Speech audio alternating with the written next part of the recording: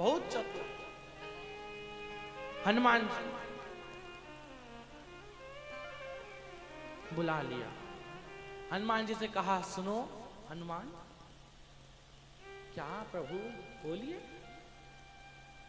आज बड़ा गंभीर युद्ध होने वाला है। हमारे सामने खुद भोलेनाथ, त्रिलोकी के नाथ, त्रिकालदर्शी, कैलाशी अविनाशी। अच्छा, शंकर भगवान की एक कंडीशन थी, एक परिस्थिति थी।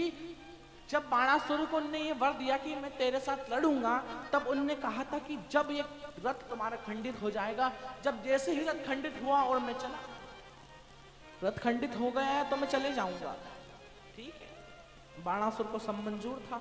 युद्ध चालू हुआ, भगवान शंकर ने युद्ध लड़ना चालू करा। जब युद्ध लड़ रहे थे, हनुमान से कह दिया, हनुमान कुछ करो। हनुमान ने बुद्धि लगाई। हनुमान ने जब बुद्धि चलाई, जब श्री हनुमान ने जब बुद्धि लगाई, कहा कि वो जो रथ है ना, उसको खंडित करने का उपयोग, आइडिया मिल गया, एक उपाय मिल गया। क्या करूं? एक भौरा बनकर जाऊंगा, कील जो लगी है वहां पर उस रथ में, उसको निकाल कर पटक दूंगा। जैसे ही कील निकलेगी, रथ खंडित हो जाएगा। रथ खंडित होगा, भगवान शंकर चले जाएंगे और आप उसको हरा देना। ठीक है, चलेगा। हनुमान जी गए। हनुमान जी जैसे ही पहुंचे, वो रथ का नट, रथ का पहिए का वो जो नट था, उसको निकाल, खीले को निकाला। जैसे ही खीला निकला, रथ खंडित हुआ। रथ खंडित जैसे ही हुआ, और शंकर भगवान चले गए। भगवान शंकर बोले, अब मैं आपकी तरफ से नहीं लड़ सकता, आपका रथ खंडित हो गया है, अब आपकी तरफ से मैं नहीं लड़ पाऊंगा, माफी चाहता हूं। बाणासुर समझ गया भगवान शंकर की लीला है ये।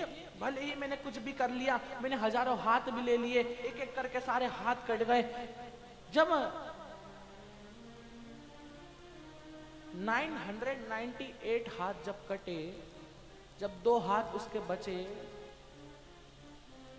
जब 2 हाथ उसके बचे, भगवान शंकर से कह रहा, भोलेनाथ समझ गया, त्रिकालदर्शी, कैलाशी, अविनाशी, मैंने आपसे 2 वर मांगे और दोनों वरों में मैंने आपसे अच्छा ही मांगा। हजारों हाथ मांग लिए, मैंने आपसे आपको ही मांग लिया, लेकिन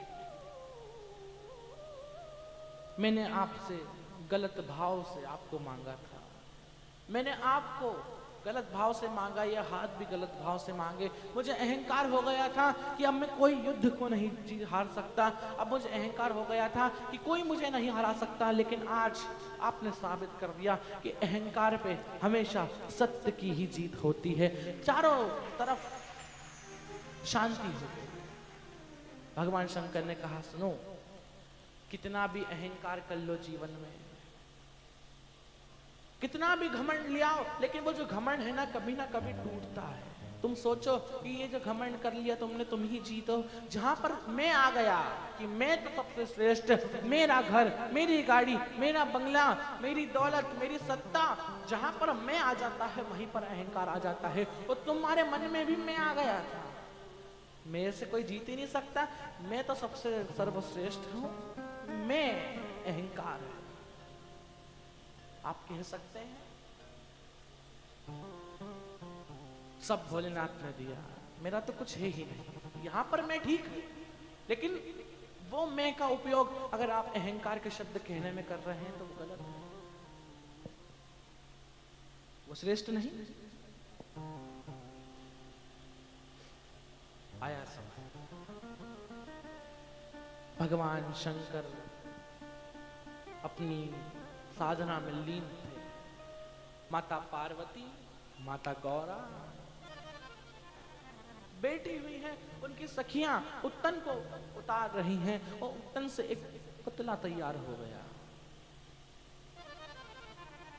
पुतला तैयार करा, उत्तन से पुतला जब तैयार करा, जब उत्तन को उतारा, जब पुतला तैयार हुआ, माता पार्वती से कहा, गौरा मैया, सखियां कह रही हैं, ओ मैया गौरा, क्या ये जो काया से मैंने आपकी ये जो उत्तन को उतारा है, इस उत्तन का जो पुतला बनाया है, इस पुतले में जान आ सकते हैं? क्यों नहीं आ सकते? माता पार्वती ने कहा, बिल्कुल आ सकते हैं। जब महादेव एक निर्जीव को जीवित कर सकता है, जब महादेव एक बंद दिल को चला सकता है, जब महादेव कालों का भी काल महाकाल है, तो वो ये भी कर सकता है। ठीक है, करके दिखाइए। अब माता पार्वती खड़ी हो गई। माता पार्वती ने हाथों में जल लिया। जैसे ही जल लिया, कहा अगर मेरा सात्वित्व प्रबल है, अगर मैंने अपने पति की परमेश्वर मानकर सेवा करी है, ये पुत्र में जान आ जाए, पुत्र जिंदा हो जाए, ये जो पुतला है जिंदा हो जाए। जैसे ही छोड़ा, पुतले में प्राण आ गए। माता पार्वती ने देखा पुतले में जब प्राण आए, माता पार्वती ने उसका नाम विनायक रख दिया। बोलो विनायक भगवान की जय।